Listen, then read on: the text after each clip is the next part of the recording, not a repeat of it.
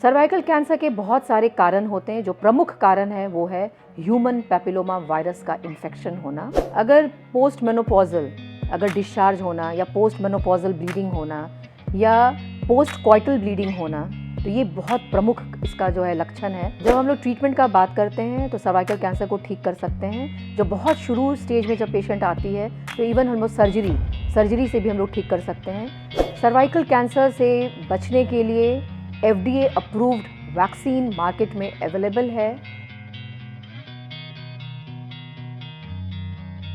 मेरा नाम डॉक्टर विनीता त्रिवेदी है। मैं कंसल्टेंट रेडिएशन ऑन्कोलॉजिस्ट हूँ। महावीर कैंसर संस्थान में as a head department of radiation oncology काम कर रही हूँ। आज मैं बताना चाहूँगी सर्वाइकल कैंसर के बारे में, क्योंकि महिलाओं में जो कैंसर होता है सबसे इम्पॉर्टेंट है वो ब्रेस्ट कैंसर, जो मोस्ट कॉमन कैंसर है, और जो दूसरा नंबर है वो है सर्वाइकल कैंसर, यानी बच्चेदानी के मुंह का कैंसर। तो बच्चेदानी के मुंह का कैंसर जो हम लोग सर्वाइकल कैंसर कहते हैं, ये बिहार में बहुत ही प्रिवलेंट है।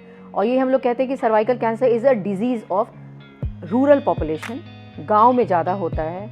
और breast cancer is a disease of urban population, because urban population में हम लोग वेस्टर्नाइज लाइफस्टाइल और ये सब फॉलो करते हैं, जहाँ पे ब्रेस्ट कैंसर होने की संभावना ज़्यादा हो जाती है। सर्वाइकल कैंसर के बहुत सारे कारण होते हैं। जो प्रमुख कारण है वो है ह्यूमन पैपिलोमा वायरस का इन्फेक्शन होना।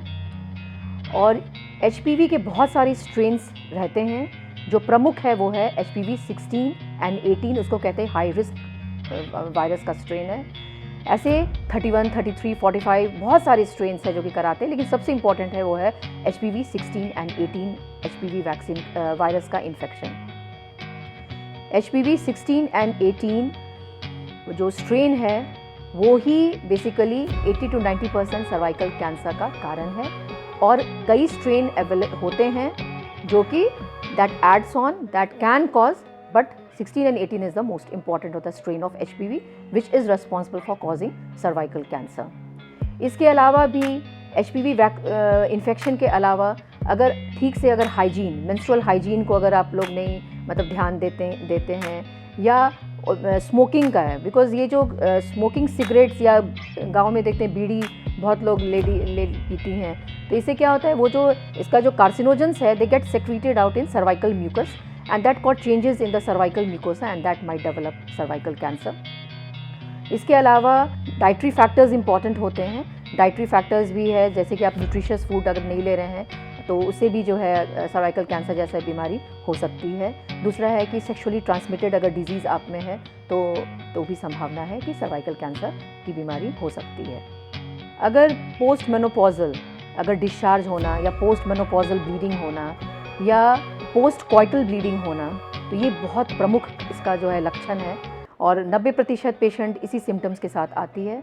बाद में पेशेंट को कभी कभी कमर में दर्द होना या कभी कभी जो है ब्लैडर एंड बावल सिम्टम्स भी आ जाते हैं। तो बेसिकली लेकिन अगर अभी भी मेनोपॉज के बाद पानी गिरना, धात गिरना और वो ठीक नहीं हो रहा है, तो हो सकता है कि सर्वाइकल कैंसर हो सकता है। और यूजुअली जो है post coital bleeding, these two are very very important होता है सिम्टम्स ऑफ सर्वाइकल कैंसर। जब हम लोग ट्रीटमेंट का बात करते हैं तो सर्वाइकल कैंसर को ठीक कर सकते हैं। जो बहुत शुरू स्टेज में जब पेशेंट आती है तो इवन हम लोग सर्जरी से भी हम लोग ठीक कर सकते हैं। लेकिन हम लोग के पास जब पेशेंट आती है अधिकतर एडवांस स्टेज में आती है, और वहाँ पे radiation therapy is the main stay treatment for cervical cancer. और रेडिएशन के साथ हम लोग कभी कभी वीकली जो है कीमोथेरेपी भी हम लोग देते हैं, ताकि वो that acts as a radio sensitiser और रेडिएशन के इफेक्ट को बढ़ा देता है, और हम लोग जो है कैंसर को पूरी तरह से ठीक कर सकते हैं। शुरू में हम लोग एक्सटर्नल बीम रेडियोथेरेपी देते हैं और बाद में फिर हम लोग इंट्राकैविट्री देते हैं, मतलब कि बच्चेदानी के अंदर एप्लीकेटर डाल के, और अलग मशीन है जिसके हम लोग उसका ब्रैकीथेरेपी से ट्रीटमेंट करते हैं। सो रेडिएशन जो है ट्रीटमेंट फॉर सर्वाइकल कैंसर बहुत ही इंपॉर्टेंट है, और इसी से पेशेंट जो है अधिकतर पेशेंट जो है ठीक हो जाती है। सर्वाइकल कैंसर से बचने के लिए FDA अप्रूव्ड वैक्सीन मार्केट में अवेलेबल है। 2 वैक्सीन अवेलेबल है, एक है सर्वेरिक्स जो कि सिर्फ HPV 16 और 18 के लिए अवेलेबल है, और एक होता है गार्डासिल जो कि क्वाड्रिवेलेंट वैक्सीन है, जिसमें कि HPV 6, 11, 16 and 18 स्ट्रेन अवेलेबल है। तो आप अपने डॉक्टर से जाके दिखा सकते हैं, और यूजुअली प्रेफरेबल एज होता है 9 to 13 years, and we prefer at least शादी के पहले ज़रूर जो है 2 टीका ज़रूर लगवाएं और 15 साल के बाद 3 डोज ऑफ वैक्सीन रिकमेंडेड है।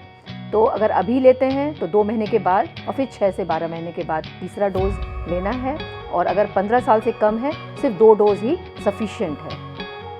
HPV वैक्सीन जो अवेलेबल है बिल्कुल सेफ़ है, इसके कोई साइड इफ़ेक्ट्स नहीं होते हैं, तो बिल्कुल डरिए नहीं। सिंपल एक इंजेक्शन है, सिंपल जो है हाथ में जो है इसको इंट्रामस्कुलर इंजेक्शन हम लोग देते हैं और बिल्कुल घबराने की बात नहीं है, ये बिल्कुल सेफ़ है। और अगर आपके घर में कोई बच्ची है और उसको लगाना है तो सही उम्र में लगा लेना चाहिए।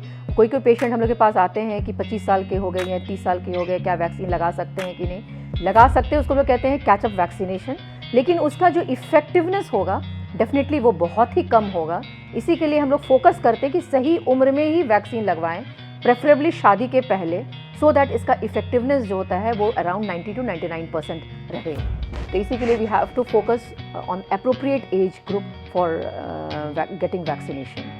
स्क्रीनिंग फैसिलिटी भी अवेलेबल है और स्क्रीनिंग बेसिकली 2 चीज़ से किया जाता है। एक है पैप टेस्ट, सिंपल टेस्ट है, आप किसी गायनकोलॉजिस्ट के पास जा सकते हैं या कैंसर रोग विशेषज्ञ पर या कोई भी कैंसर हॉस्पिटल में जाके आप सिंपल एक पैप टेस्ट करा सकते हैं। ये 21 ईयर्स ऑनवर्ड हर एक 3 साल पे ज़रूर ये पैप टेस्ट कराएं, और जैसे आपकी उम्र 30 साल हो जाए उसके बाद आप जो है HPV DNA टेस्टिंग करा सकते हैं। और अगर आप पैप स्मेयर भी करा रहे हैं तो हर एक 5 साल पे कराना है, और अगर HPV DNA टेस्टिंग सिर्फ करा रहे हैं तो आप हर एक 3 साल पे HPV DNA टेस्टिंग भी करा सकते हैं।